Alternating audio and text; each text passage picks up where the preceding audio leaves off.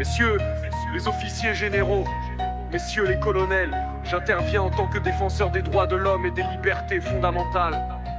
Je m'inquiète de la dégradation de notre état de droit. Les droits fondamentaux et les libertés fondamentales sont mis à mal, d'après l'article 16 de la Déclaration des droits de l'homme et du citoyen. Toute société dans laquelle la garantie des droits n'est pas assurée, ni la séparation des droits n'est pas déterminée, n'a point de constitution. C'est pourquoi je m'adresse à vous, étant donné l'urgence de la situation. Le pouvoir exécutif, sa majorité présidentielle et les ordres des médias complices ont violé les droits du peuple, des actes qualifiables de crimes contre l'humanité, portant à l'intégrité physique, psychique et morale des enfants commis en toute impunité. Il en est de même pour les adultes. Violation de l'intégrité physique, psychique et morale de l'ensemble des citoyens.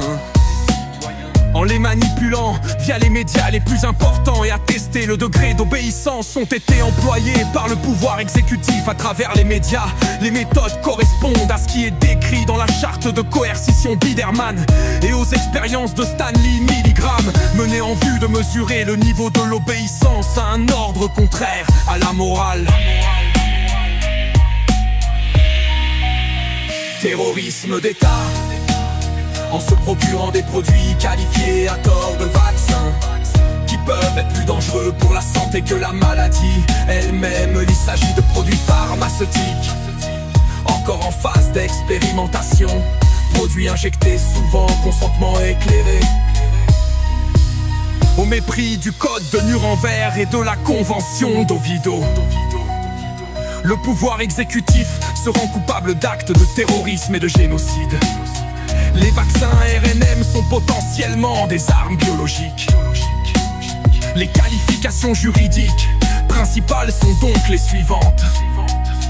Terrorisme d'État, d'après l'article 421 du Code pénal, constitue des actes de terrorisme lorsqu'elles sont intentionnellement en relation avec une entreprise individuelle ou collective ayant pour but de troubler gravement l'ordre public par l'intimidation ou la terreur, atteinte aux intérêts fondamentaux de la nation, comme vous le savez, pour l'intégrité de son territoire, de sa sécurité et de la sauvegarde de sa population, des ressources naturelles et économique et culturelle.